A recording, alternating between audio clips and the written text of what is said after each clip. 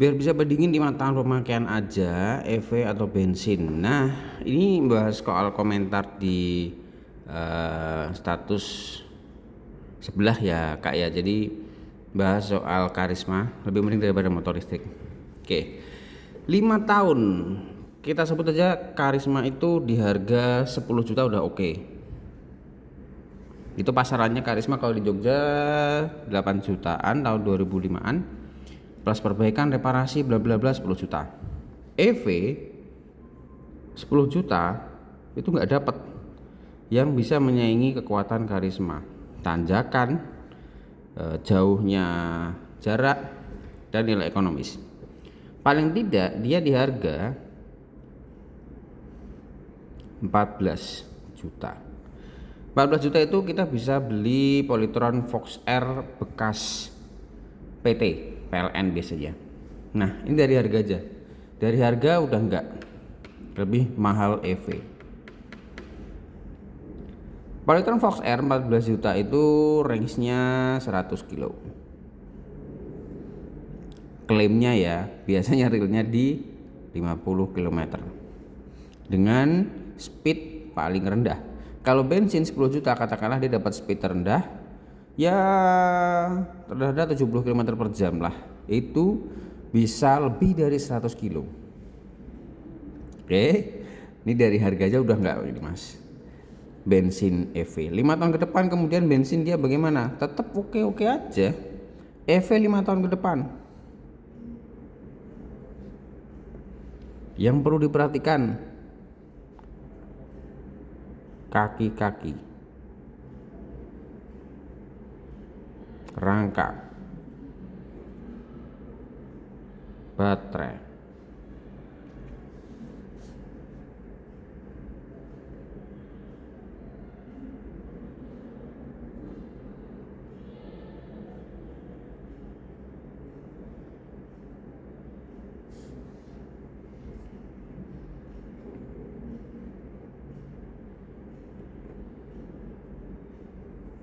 Nah, kalau motor bensin, kaki-kaki rangka mesin.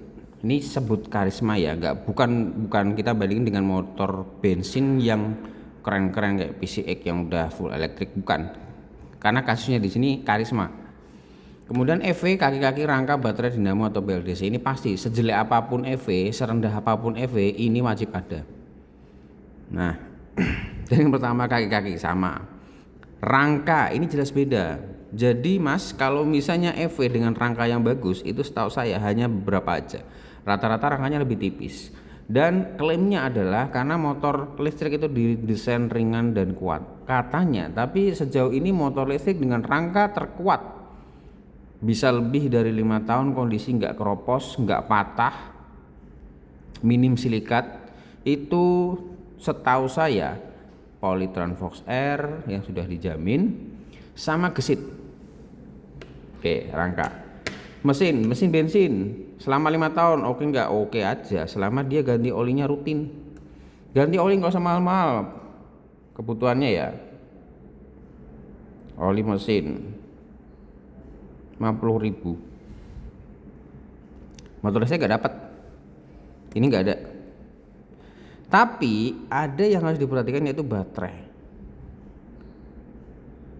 Baterai ini kalau 5 tahun dia akan mengalami penurunan.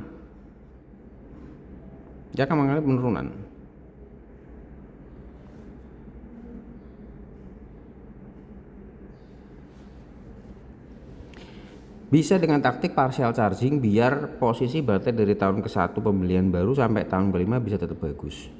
Tapi tetap kalau sampai baterainya dia rusak, satu sel aja, biaya perbaikannya itu hampir setara perbaikan turun mesin motor karisma. Motor karisma itu turun mesin 700 sampai 1 juta. Itu udah 700 sampai 1 juta udah ganti seher itu.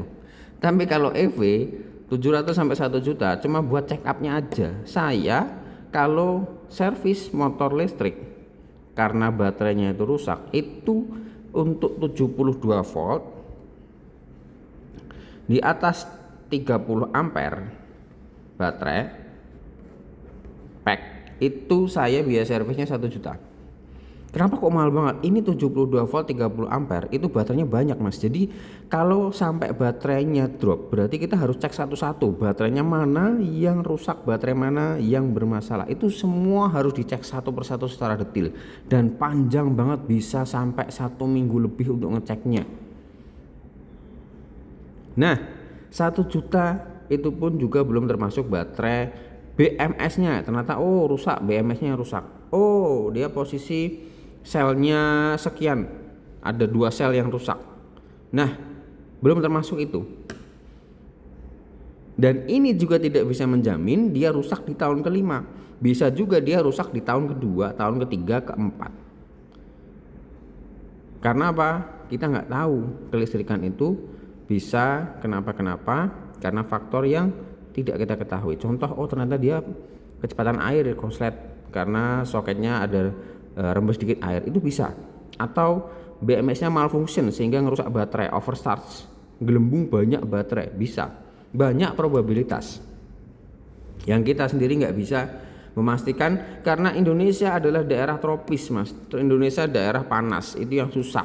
Kita nggak bisa mengetahui kapan baterai ini rusak dengan pemakaian yang sama dengan bensin, yaitu dengan pemakaian yang ngawur, pakai aja, nggak mikirin hujan, nggak mikirin panas ya. Kecuali treatmentnya beda, ini pakainya berhati-hati banget, banjir jangan terjang, hujan jangan dipakai, itu bisa lama, bisa awet baterainya. Nah dari sini aja selama 5 tahun dia butuh sekitar paling tidak 1 juta sampai 1,5 lah untuk perbaikan minimal. Ini pun kalau bisa, karena apa? Baterai itu berkembang mas. Baterai itu berkembang. Posisi baterai misalkan mereknya Panasonic misalkan 3000 mAh 10C. Merek Panasonic 3000 mAh 10C. Tahun pertama di 2025 ini ada yang jual. Kemudian 2030 baterainya ngedrop selnya, biaya perbaikan 1,5 sampai 1,5 juta. Ini bisa naik di tahun kelima seiring perkembangan ekonomi, adanya inflasi. Bisa lebih tinggi daripada 1,5. Belum lagi ini baterainya kalau ada dengan perkembangan teknologi, baterai ini berpotensi hilang, merek ini bisa hilang. Padahal namanya baterai sel kalau rusak ya harus diganti sel yang sama, merek, tipe, spesifikasi. Kalaupun dengan merek lain spesifikasi sama juga bisa, tapi pertanyaannya apakah ada di tahun kelima spesifikasi ini? Karena bisa jadi spesifikasi ini dia hilang. Karena apa? Dia tergerus oleh zaman, udah nggak zaman sehingga ini nggak diproduksi lagi. Akhirnya apa? Ini harus di-upgrade, ganti total setengah kendaraan. Ini 5 tahun. Tapi kalau motor bensin mau 5 tahun ya paling ya ini doang, oli mesin, servis ringan 100 ribuan kalau Karisma, kemudian turun mesin 1,5, kelar, paling ini aja. Ini kalau 10 tahun, 5 tahun mending motor bensin. Jika kurang jelas bisa ditanyakan lagi ya Mas ya. Terima kasih matur.